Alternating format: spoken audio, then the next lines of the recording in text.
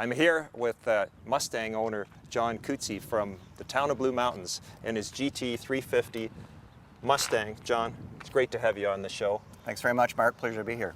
We have an absolutely spectacular 1966 Mustang GT350 here, John, and we'd love for you to share with us your passion and tell us a bit about your car, please. Thanks very much, Mark.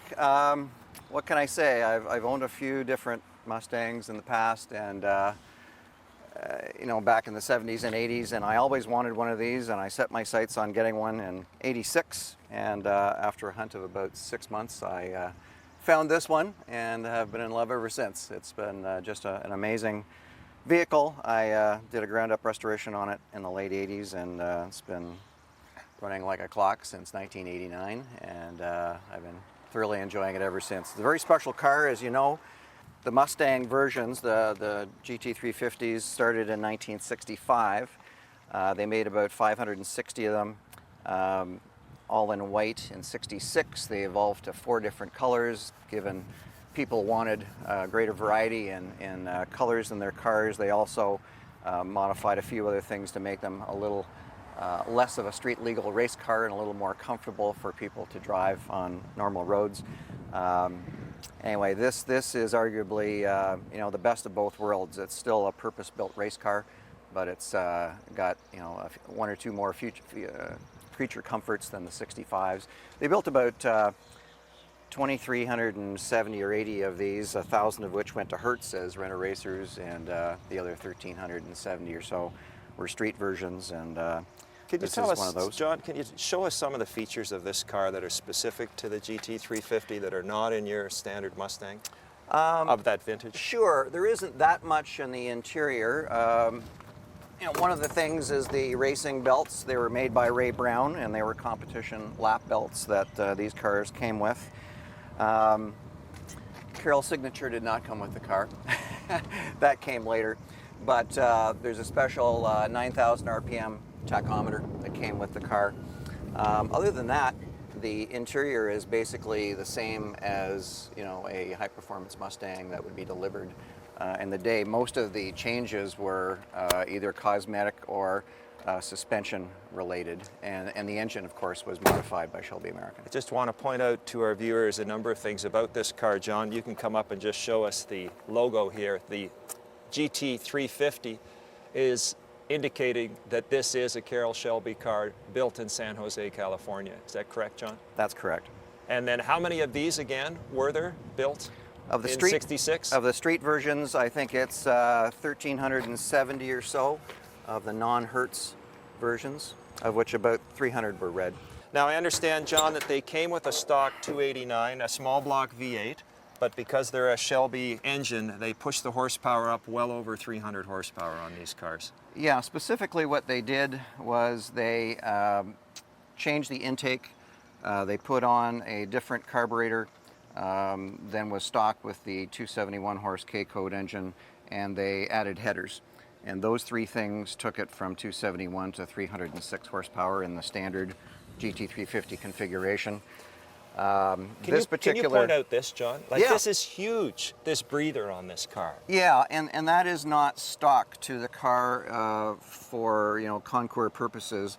The owner of this car, the first owner, was quite the car enthusiast, and he knew exactly what he wanted. And so day one at the dealership in Springfield, Missouri, he asked them to take off the intake manifold and carburetor that came with the car, and they added what was called a Holley twin 4-barrel dealer option. And so that twin 4-barrel Holley setup was added with the special intake and that special air cleaner that added another 45 or so horsepower to the car. So John, you talked about the codes.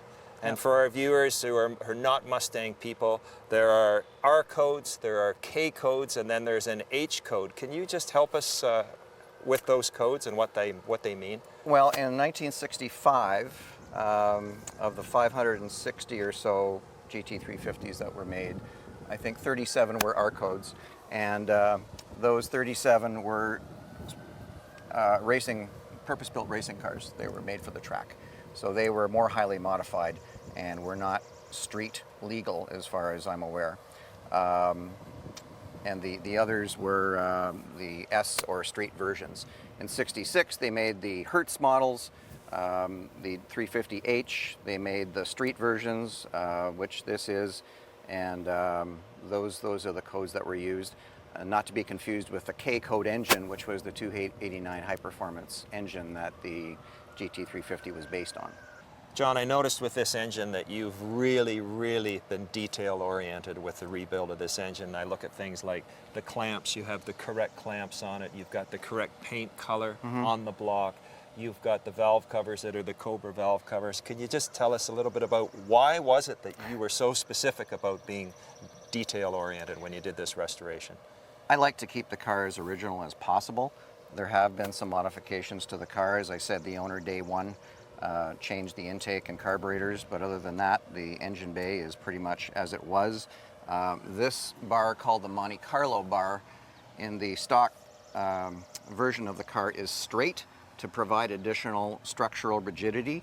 But with that big air cleaner that has to accommodate the twin 4-barrel setup, you can't have a straight bar, so it's a compromise. But yeah, this is the correct air cleaner cover. It's the correct valve covers. Correct paint color. Everything I've tried to emulate and restore is to the original factory condition. This is actually that's the washer bag, isn't it? That's actually the original factory washer bag. You can still see the faded Ford emblem on it. So where it was still original and in good shape and functional, I left it. Where it wasn't so much, I restored it or got new parts that were stock original parts. Can you talk about these back windows, John? Please? Sure. Because I know that they are specific to this year as well. They are, and it was just what they decided to do with this production year of GT350. They cut out this area from the stock fastbacks that they got from Ford, and they put in these plexiglass windows. So these are plexi then? They're not glass? No, they're plexiglass. And look at the size of that back window as well. Yeah. Incredible. Yeah, no, it gives you some pretty good visibility actually. Looks to me like the back seat folds down, does it, John? It does. To give you more room in the back if you need it? Yes, fold down back seat you can use for additional luggage space. Apart from that, the only other option on the car was the AM radio. An AM radio, that was an option. Yeah. Now, I don't know about you, but I look at the back of this car and I go, it looks like a 65 or 66 Mustang, but there are certain features that automatically give it away as a GT350. Could you show us those, please? Yeah, two specifically. One is the gas cap, and this was specific to the car, and the GT350 badge on the rear valance that was put onto these cars as well. And for our viewers, this light started in 64.5, was the first year of the Ford Mustang, and this light went through 64.5, 65, and 66, and that was the last year. And then they changed the design altogether for the next model of Mustang, which we'll talk about at some point. I think for our viewers, if you go down nice and low, other than your lovely plate, and people ask you, is this a 66 Shelby? Hello, yes it is. There's an absence of the exhaust system here. True. And why is that, John? Well, it's basically because I chose to make it that way. In '65, that was a stock item, not in stainless steel, but it was a side exiting exhaust. Along with the expanded color choices in '66, they went to a rear exiting exhaust because a lot of people thought these cars were too loud. When I got the car, it had the rear exiting exhaust. I just happened to like the '65 style. It's bolt on, bolt off, so no harm. I can change it back to stock anytime I want. Those are the GT wheels, I believe, from that vintage. Can you talk about those? Yeah, they're called 10 spokes. They're aluminum. They are the original to this year. They made different variations over the years that were reproductions, but these are originals that the owner added to the car after he took delivery. When they were delivered, they had just stock steel wheels because they were essentially street legal race cars, and they knew people would either just leave them that way or they would put on their own specialized wheels, but they did offer these as an option, and those are the original wheels the first owner bought. John, you've given us an opportunity to look at the outside of the body. We've had a look at the engine. We've walked around the back. Let's spend some time on the interior, and I'd love to go for a ride. Terrific, let's do it. Just like the day it was manufactured.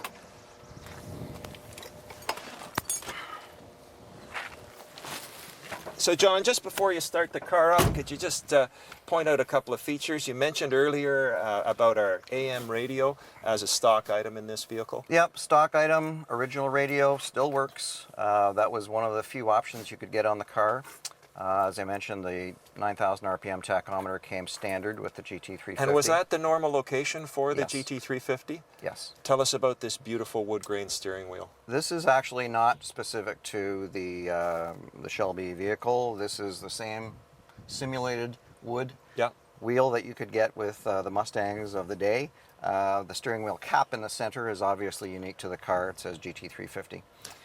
The Hurst Shifter, you mentioned earlier when we were chatting off camera that they originally came with a little black ball, but the previous owner chose to put in the Hurst Shifter. I mean, it's got a nice feel, good grip to it. It really does. And again, the original owner who had it from day one in June 66 through 71, he was quite the car enthusiast. When I talked to him in the late 80s, he regaled me with lots of fun stories of the car, including having raced it in some SCCA events. Well, we're not back in going the to late do, 60s. John, we're not going to do that today, but we are going to go for a ride. Let's start it up. Great, will do.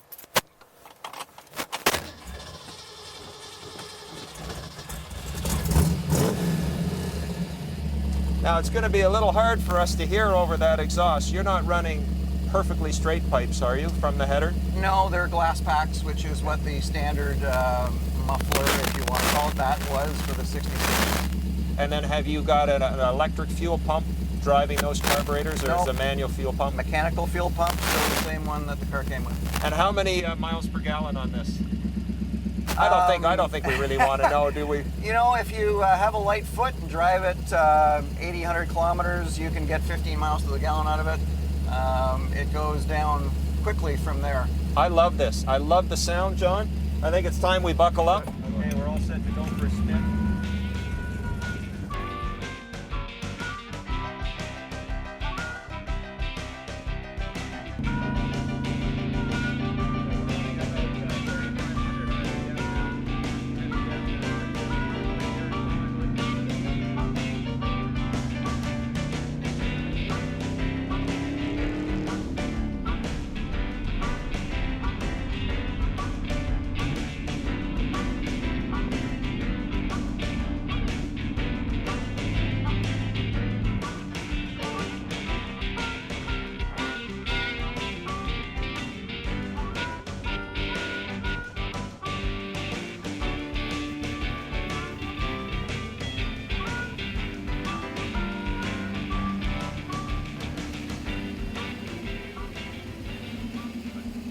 And a couple more features we'd like to share with our audience about this car. I mentioned that the car was built in San Jose, California at the Ford Shelby factory. John, could you just point out the labels that this car has? Yeah, one of the things that was unique to the car is right on the sill plate here. It says Shelby American Inc., Los Angeles, California. That designates the manufacturer. They had a plant right on the LAX grounds. The other thing we didn't talk about is these brake cooling ducts. These were fiberglass ducts that were unique to this car, and they're attached to a flex hose that comes out into the rear wheel wells on both sides to assist with high-speed brake cooling. And then there was something else you wanted to share with us with that front hood. Yeah, the front hood on these cars was fiberglass. Depending upon the time of year, in 65 or 66, they were either all fiberglass or fiberglass with steel reinforcements, like this one is.